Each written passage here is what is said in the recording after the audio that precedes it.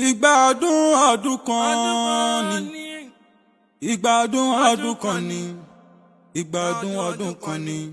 Àwọn ọmọ ajìjàgbara o, a kú ọdún. Ìgbà ọdún kan ni. Àwọn ọmọ ajìjàgbara, a kú ọdún o. Ìgbà ọdún kan ni. Àwọn ọmọ Yorùbá, a kú ọdún. Ìgbà ọdún kan ni.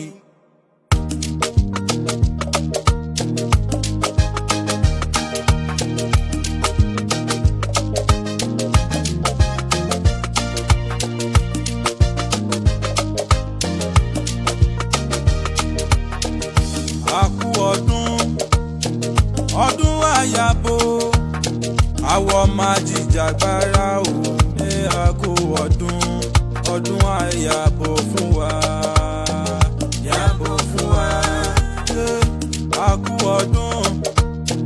ọdún àyàbò àwọn ọmọ ajìjàgbara o, a kú ọdún àyàbò fún wa, yàbò fún wa.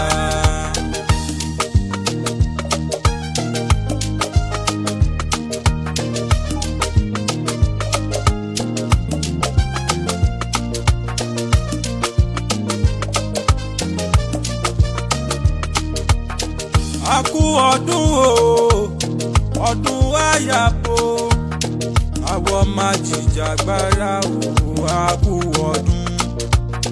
Ẹ̀yin ọmọ ọkọ ilẹ̀ Yorùbá, a kú ọdún. Ẹ̀yin akọni mẹ́fẹ̀ẹ̀fà o, a kú ọdún. Ìgbà ọdún kan ni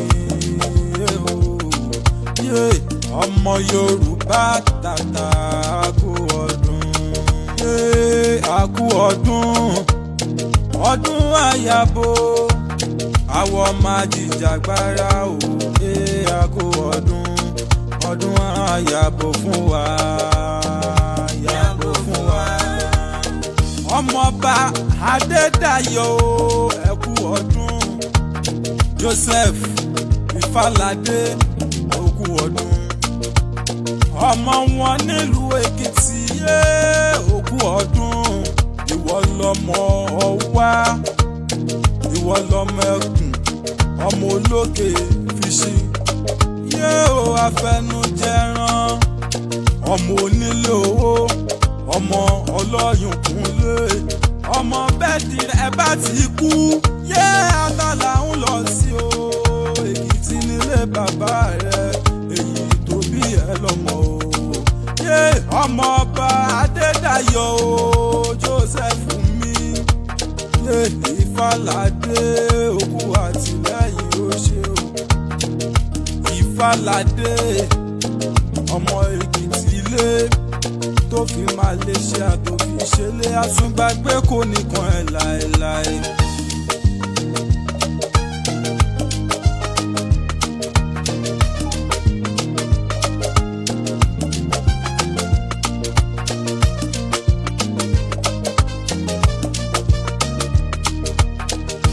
Ògúnlálà Tèmítọ́pẹ́ Solomon, ọmọ Ògúnlálà ni.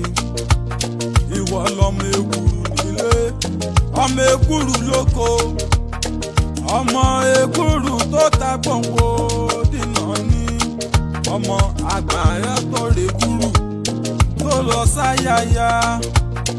Ìwọ lolùṣàkóso ẹgbẹ́ ọmọ ajìjàgbara. A kú ọdún àyàbò ọmọ Yorùbá tàtà, a kú ọdún àyàbò fún wa, yàbò fún wa. Ọ̀nàrẹ́bù Olúwafẹ́mi Ògúnbáyọ̀mí, ọmọ Ifẹ̀ Òdáyé, ìbòjúmọ́ ti ń mọ́ wá. Ọmọ Ọ̀nífẹ̀ Àbúrà, ọmọ Adádé owó rẹ̀ mọ́. Ifẹ̀ ọmọ olódò kan ó tèrèrè, ọmọ olódò kan ó tara o. Ọmọ olódò tó sàn wéréke, ọmọ olódò tó sàn wéréke, tó dẹ́yìn kùlé o sílẹ̀ tó di àbàtà o. Ìran Olúṣẹ́kẹ́ kan kò gbọ́dọ̀ kú mú, bẹ́ẹ̀ iná kò gbọ́dọ̀ bu ẹsẹ̀ o. Oníṣòbòrò ni ó mú odò náà gbẹ. Mo fẹ́ délé Abáyọ̀mí mi yé Àdìgún Abáyọ̀mí Olúwatósìn mi alias Òkìyẹ dáadáa. Yé Àdìgún mi o Àdìgún ti Ọládòsùn ọmọ adé ọba ọmọ ẹrú ọkọ ya yé ọmọ ẹrú ọkọ ya yé ṣé bí wọ́n ní ọmọ ìgbà oró rẹ̀ kì í fọ́ bẹ́ẹ̀ ni àwo oró rẹ̀ bẹ́ẹ̀ ni kì í fàya ọmọ gbọ̀nyìn gbọ̀nyìn ọmọ gbọ̀nyìn gbọ̀nyìn ọmọ gbọ̀nyìn gbọ̀nyìn tó so mẹ́sìn lọ́rùn ní tí kò jẹ́ kẹ́sìn kó jókòó ọmọ kẹ́sìn kó ró ọmọ kẹ́sìn kó jó ọmọ kẹ́sìn kó rìn kẹ́sìn kó ya kẹ́sìn kó lè yẹ mí ọmọ Ládòsùn o ọmọ Ládòwó ọmọ Ládìrín ọmọ Ládìgbà ọmọ Ìjì Adé ọmọ Olúfà ọmọ Ẹ̀ṣọ́ Àjàgà jìgì jìgì jìgì èrè kò ṣe fàtú o.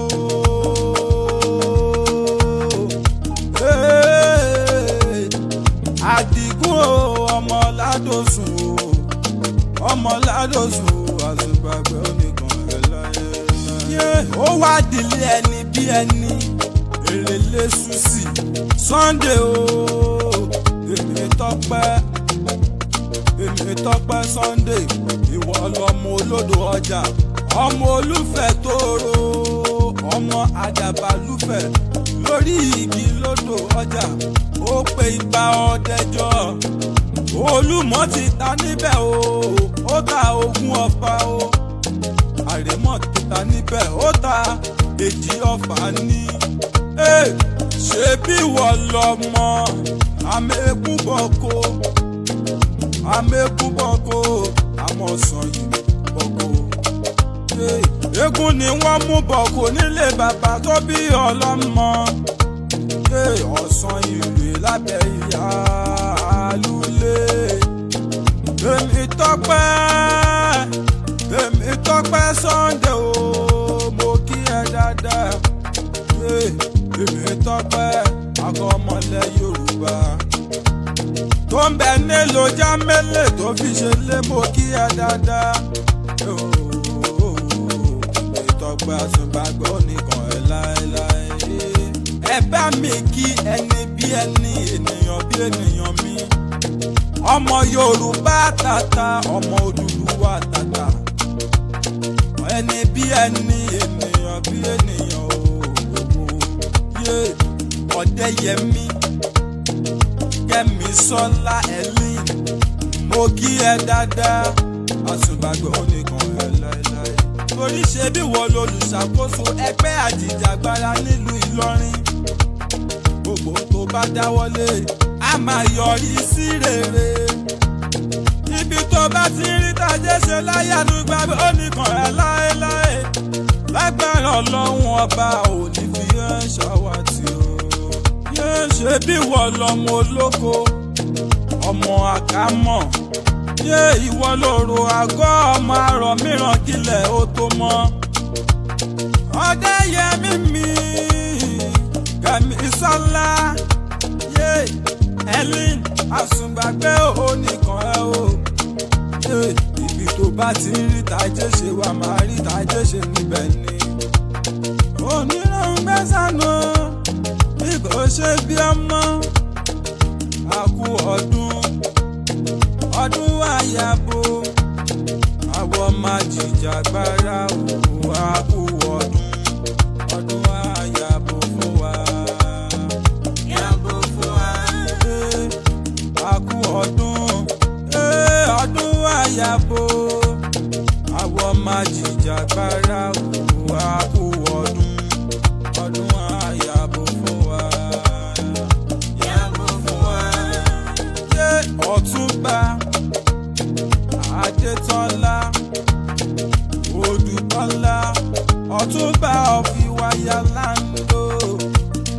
Ọ̀túnba o Adétọ́lá ọ́níwọ̀ lóòdùkọ́lá contractor and estate development of Ìwàyà land. Àsùngbàgbé oníkan ẹ láéláé wà máa rí ìtàjẹ́ ṣe lọ́lá ọlọ́run ọba ni. Àrólé Olúmẹ̀kọ́ Ọbalọ́lá JB coordinator of ẹgbẹ́ ajìjàgbara ti ìlú South Africa. Àsùngbàgbé kò máa nìkan ẹ o. Gbogbo àwọn afàdúrà jagun pátápátá gbogbo yín mo kí. Gbogbo ẹ̀yin ẹgbẹ́ olùṣàkóso nílé Tógó. Gbogbo ẹ̀yin akọni mẹ́fẹ̀ẹ̀fà gbogbo yín pátápátá ní mo kí. Èmi máa ní Ṣeun Melody singer o, àwọn bá lóyún lóhùn tán yín. Akọrin fún gbogbo ẹgbẹ́ ọmọ ajìjàgbara pátápátá.